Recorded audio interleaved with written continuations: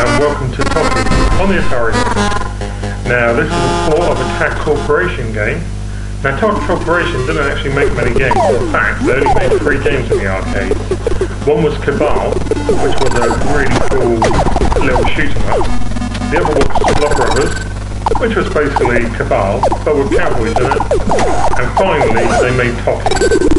The lonely story of a man who loves a woman, who's turned into an ape, who goes after the woman to show his love for her. It's a surprisingly good game as well. Yes, it was incredibly hard, but there wasn't a lot like it around at the time. It would have loads of little quirky stuff in it, like the way he'd walk around with an American football helmet, as he's showing now. It's got some great bosses, really weird bosses. In fact, the first boss is incredibly racist, and I'm not actually going to get to it because it's a really hard game. And best of all, it had a really stunning Lynx conversion. Now, Toki did drive in a variety of different systems.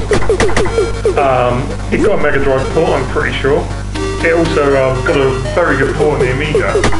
But to me, and especially when you look at what the Lynx was doing, this is really, really special. It's a little slow. The sounds obviously, well, the sounds of BPF is a lot better than this because basically Handy isn't the greatest of emulators, unfortunately. But it's a really, really polished effort. And this was actually by the same guy who worked on Road Blasters, which was another stunning Atari Lynx port. So as you can see, it's pretty standard stuff.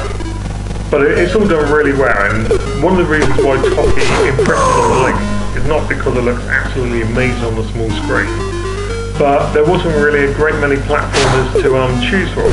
Granted, there was crap like Scrapyard Dog, but you know, you really didn't get any decent platformers, and you certainly didn't get any decent arcade platformers.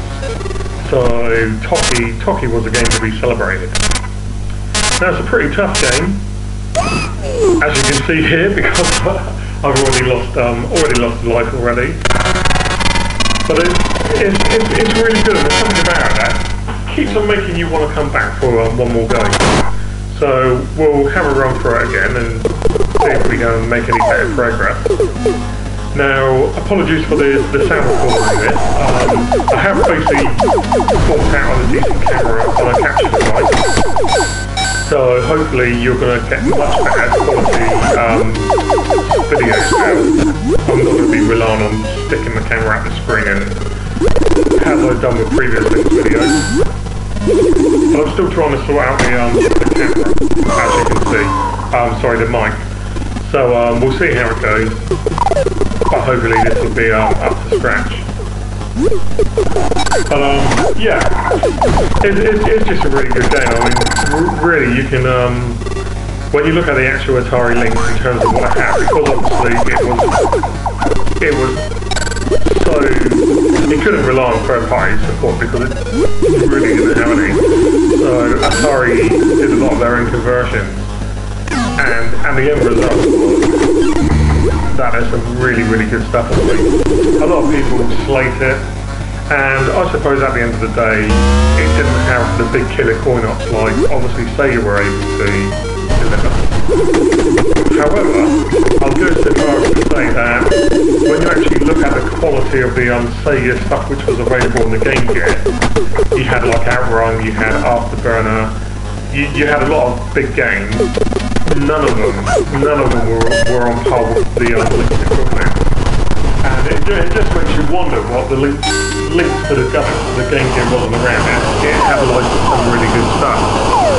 We've got a feature on the way, which is going to ask some of those very questions, because we've actually managed to get hold of both the creator of Toki, Hard Driving, Steel Talons, Ms. Pac-Man, Checkered Flag, a whole host of different Lynx games. So we're going to delve into the actual development of those titles.